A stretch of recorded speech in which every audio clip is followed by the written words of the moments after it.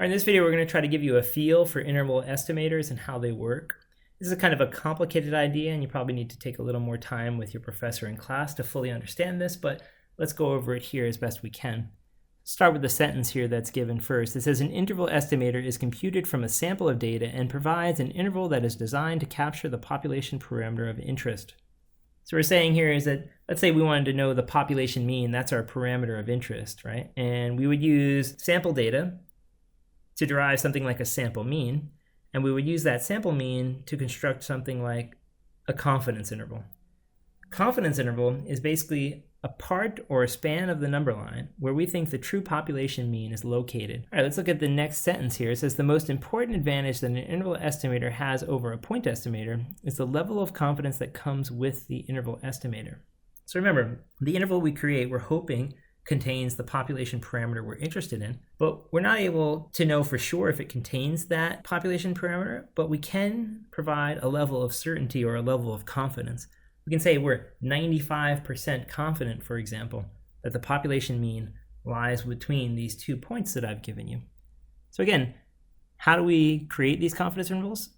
Basically, we take sample data and we calculate something like a sample mean. If we were trying to know the population mean, we would calculate the sample mean, for example. And we'd say, hey, we know the sample mean is somewhere in the neighborhood of the population mean. Why is that the case? Well, we'll talk about that later, but if we assume that the sample mean is somewhere close to the population mean, then what we can do is just put a little space around the sample mean, and hopefully when we kind of extend this distance away from the sample mean, we should be able to stretch out far enough to capture the population mean if the population mean is nearby.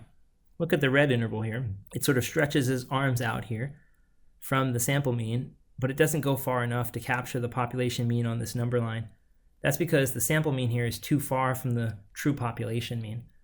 You wouldn't know that if you had this sample mean. You would have no idea where the population mean was relative to that on the number line, but it turns out that we're going to be able to provide some certainty or some confidence that the interval does indeed contain the population mean.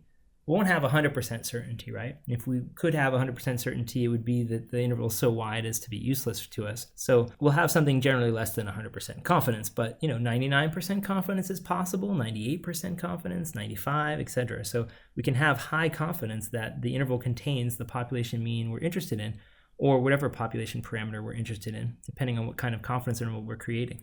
All right, so why do we know, for example, that the x bar is close to the population mean?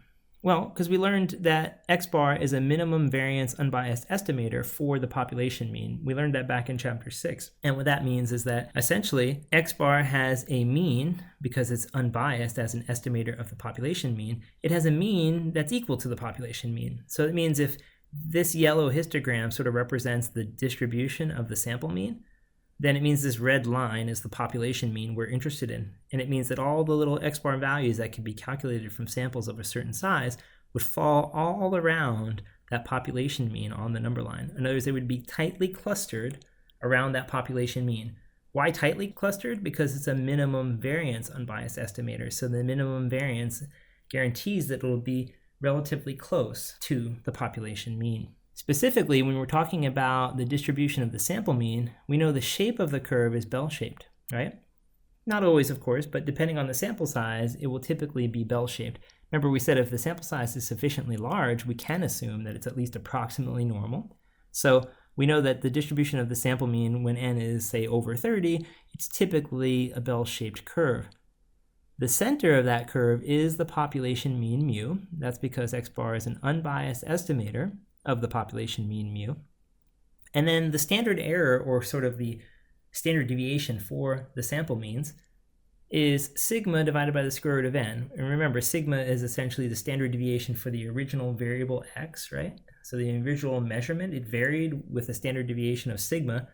So that means x bars from that same population will vary with a standard deviation divided by the square root of n, or sigma divided by the square root of n. Okay, so we learned that back when we learned the central limit theorem. We talked about that. Why is that important? Because it means that 95% of all the data under this curve, approximately, lies between two standard errors from the mean mu. So if you take the mean mu and you add 2 of these sigma divided by the square root of n's, you get out here. And if you take it away, you get about here, right? So if you take the mean and you subtract 2 standard errors, you get about here. And that span captures about 95% of all the data that's under this bell-shaped curve. That is powerful information, and here's why. The way we're going to construct a confidence interval is we're going to say, hey, we know that these x bars that we might calculate from a sample of data, we know that they'll fall on some bell curve. And we also know that the population mean that we're interested in is in the center of that bell curve. And we know, as we just described before, that all the x bars then, because they're on this curve somewhere, will be somewhere close to that population mean. If we can just stick enough space, right, around that sample mean we calculate, we might reach out far enough to capture the nearby population mean. And we can say that it'll happen with a certain confidence level as long as that span is sufficiently wide enough. How wide should it be? Well, again, using that kind of intuitive empirical rule, we know that 2 standard deviations, or 2 standard errors in this case for x bar, should capture 95% of the data under a bell curve. In other words, that distance, if you add 2 to the mean and take 2 away from the mean, it should be wide enough, right? It should be wide enough to represent this span from here to here, which would capture 95% of all the data under the bell curve. So what that also means is that whenever your sample mean is within that distance of 2 standard deviations, you're going to reach out far enough 95% of the time to capture the nearby population mean. Now, when we have a sample mean, we don't know if it's here or if it's over here, right? Or if it's over here. We don't know where it is, but as long as there's enough distance added to it and taken away from it, right? We should be able to capture the population mean 95% of the time. So how do we interpret that 95% of the time? Well, we interpret it this way. We say basically that if we were to use different samples of data over and over and over again to construct a confidence interval that has, say, 95% confidence each time we use the same sample size and the samples are drawn from the same parent population, right? Because we're trying to estimate that population's mean. If we did that over and over and over again using the same exact procedure, essentially, the only difference being that we'd have a different mix of measurements, right? Because we'd get different samples each time we sampled. If we did that over and over and over and over and over again, 95% confidence tells us that the proportion of times the interval will capture that target parameter or that population mean we're interested in will be 95%. So that's essentially what we're saying. It's kind of like if we said, hey, we've done this confidence interval procedure over and over and over again, a huge number. Imagine if you could an infinite amount of them, if that's possible in your head. Of course, it's impossible to imagine infinity, but just think about this idea. We just have so many of these confidence intervals and we throw them all into a giant bag and you kind of close your eyes, reach your hand in the bag and pull out a piece of the number line, essentially, which is what the confidence interval is, right? It's a little piece of the number line and you're holding it in your hand. Basically, 95% of those intervals that you have in that bag are going to contain the population mean. 5% of them, however, will not. So the one you're holding in your hand, when you reach into the bag and pull one out, you don't know if that interval contains the population mean or not. You don't know. It either does or it doesn't. But in general, 95% of all those intervals that were constructed exactly the same way, just with different samples, 95% of them contain the population mean you're looking for. So the one in your hand is most likely going to contain the population mean because 95% of them do. But you don't know. Maybe you have one of the lemons, like the confidence interval here that's labeled number 11. It does not reach across this line where the population mean is located, right? All the others do, right? They all intersect that line, means they all contain the population mean like they promised to do. But this one here, it doesn't. That's one of the 5% that don't if it's a 95% confidence interval. Okay, so if somebody asks you on a test to interpret the confidence coefficient or to explain it in the real world, you'd say basically that it's the relative frequency that similarly constructed intervals will capture the mean if the sampling procedure is repeated a very large number of times.